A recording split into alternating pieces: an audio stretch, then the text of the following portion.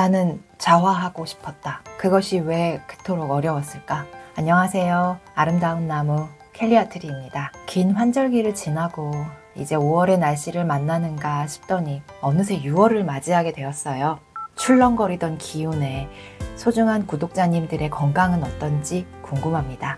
그동안 제가 경험해보지 못했던 새로운 분야에 도전을 한다고 끙끙 앓다가 이제 조금 정신을 차리고 이렇게 여러분과 만나고 있습니다. 기다려주셔서 고맙습니다. 오늘은 최진석 교수님의 삶의 실력 장자를 가지고 특히 제가 인상적이었던 부분과 여러분과 함께 생각해보고 싶은 부분을 이야기해보려고 합니다.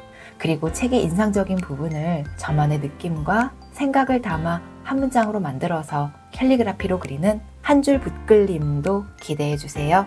제 영상은 소중한 구독자님들에게 잠시 호흡을 가다듬으며 쉴 수 있는 시간과 공간이 되어주고자 하는 마음을 담습니다. 에너지를 충전하는 기분으로 편안히 머물다 가시면 좋겠습니다. 그럼 시작해보겠습니다.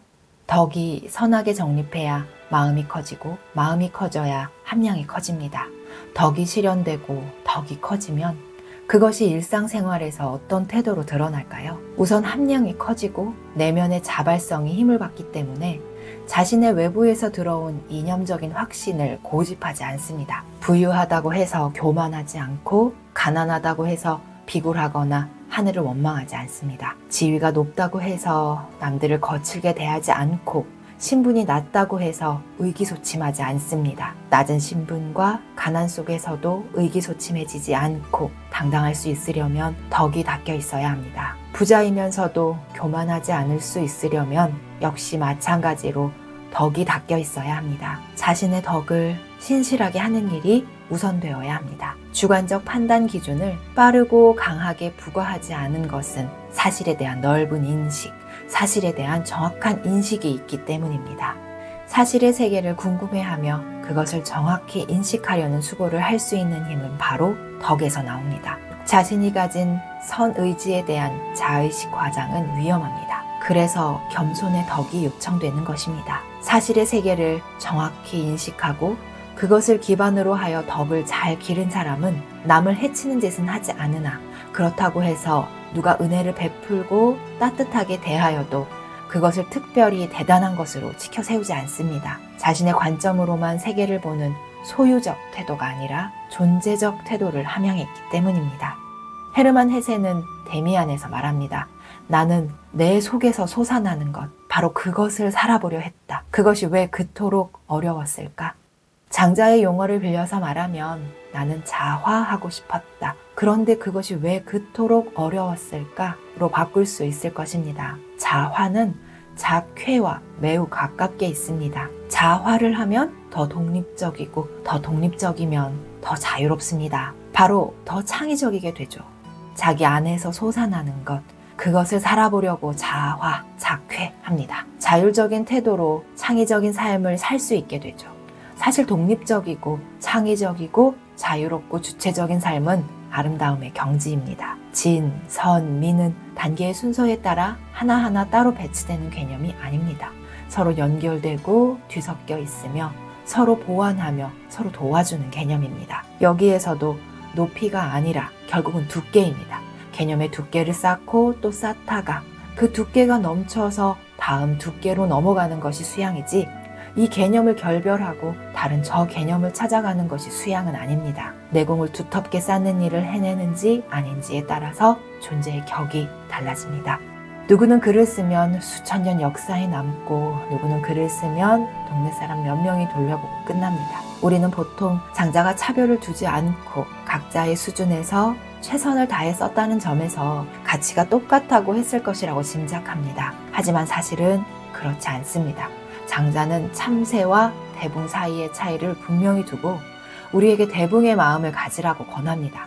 세상에서 다들 좋다고 하는 명예나 공적이나 일상생활에서의 자잘한 목표들에 좌우되지 않고 우주 대자연의 변화와 함께하고 그 질서를 받아 태어난 자기 자신의 근본 토대를 벗어나지 않고 사는 삶을 말하는 것 같습니다. 여기서 주의해야 할 점은 세상에서 말하는 공적이나 명예나 일상의 작은 목표들이 나쁘니 그것을 부정하거나 피해야 한다고 말하는 것은 아니라는 것입니다. 그것들이 내 안에서 솟아나는 것을 사는 삶의 태도로 유지되는 상태에서 만들어진 목표들, 명예, 그리고 공적 등이어야 자신을 한 인간으로 완성시키고 사회에도 긍정적인 도움이 됩니다. 두껍게 쌓다 보면 세상을 보는 시각이 달라지고 세상을 대하는 태도가 달라진다는 말입니다. 두껍게 쌓기를 멈춘 사람들은 지금까지 믿었던 것, 지금까지 알았던 것, 지금까지 자기에게 습관이 되었던 것으로만 살려고 합니다. 산 나무는 흔들립니다. 죽은 나무는 뻣뻣합니다. 사람도 나이가 들면 부드럽던 몸이 점점 뻣뻣해집니다. 죽음에 가까이 갈수록 생각도 뻣뻣해집니다. 생각을 부드럽게 유지하려면 어떤 가치에 대하여 확신을 갖지 않고 계속 궁금해해야 합니다. 깊이와 넓이를 저는 차마 헤아릴 수 없는 고전을 최진석 교수님의 오랜 연구로 얻어진 통찰을 통해 경험할 수 있는 시간이었습니다. 책의 통찰마저도 다 이해하기 쉽지 않지만 그 중에 추수편에서 정리한 내용이 저에게는 가장 잘 받아들여졌어요. 지금 나에게 특히 필요하다고 생각되는 부분, 내가 추구하는 부분을 책을 통해 큰 어른과 만나고 있는 듯 감동적이었습니다. 지금까지 틈틈이 책을 읽고 실행에 옮겨보고 나름의 보완을 해나가면서도 혼자 아등바등하는 것 같고 기운이 쏙 빠지는 회의감에 무력해질 때가 있어요. 정말이지 나는 평범한 한 사람일 뿐인데 나는 왜 이렇게 하고 있는 거지? 그러다가 문득 그렇기 때문에 내가 여기 있는 거란 생각이 들었어요. 지극히 평범한 사람이니까 세상의 대부분을 차지하고 있는 지극히 평범한 사람들 속에서 함께 한 발짝이라도 더 나아가 보려는 의지를 내자고 하는 나니까 서로 힘을 북돋아주면서 하루하루를 충실하게 쌓아 두께를 만들다 보면 나도 언젠가 막연히 상상만 했던 대붕이 되어 하늘을 날 수 있지 않을까 생각합니다. 나는 무슨 조급함과 교만으로 빨리 대붕이 되지 않음을 탓하며 버둥버둥거리다가 제풀에 지쳐 빈둥거리고 있을까? 죽을 때까지 대붕이 되지 못할 수도 있어요. 그렇다고 해도 저는 그냥 여기서 이대로 만족하며 살기보다는 끊임없이 저 넓은 하늘을 바라보며 살고 싶습니다. 그리고 그 간절한 몸부림이 누군가에게 작은 희망이 되어서 함께 꿈을 갖게 된다면 더 바랄 것이 없겠죠. 꿈을 꿉니다. 가슴이 벅차고 뜨거워지는 꿈을요. 그럼 오늘의 한 줄 빗글림 시작해 보겠습니다.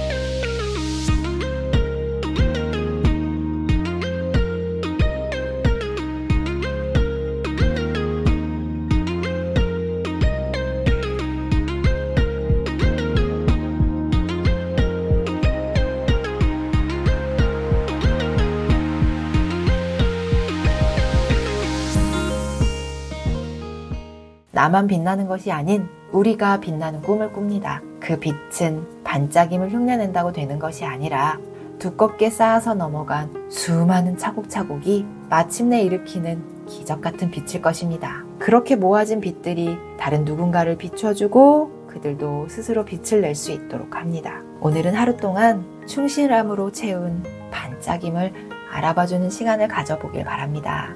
누군가에게 보낸 작은 미소, 내가 나를 토닥이던 시간, 잠깐의 기다림과 여유, 그 순간 느꼈던 기쁨들, 그것을 모두 모아서 두께를 만들듯 쌓아보세요. 그러면 내일은 조금 더 빛날 것입니다. 하루하루 더욱더 밝은 빛을 내는 우리를 상상하며 지금까지 푸른잎이 빛나는 아름다운 나무 켈리 아트리였습니다. 고맙습니다.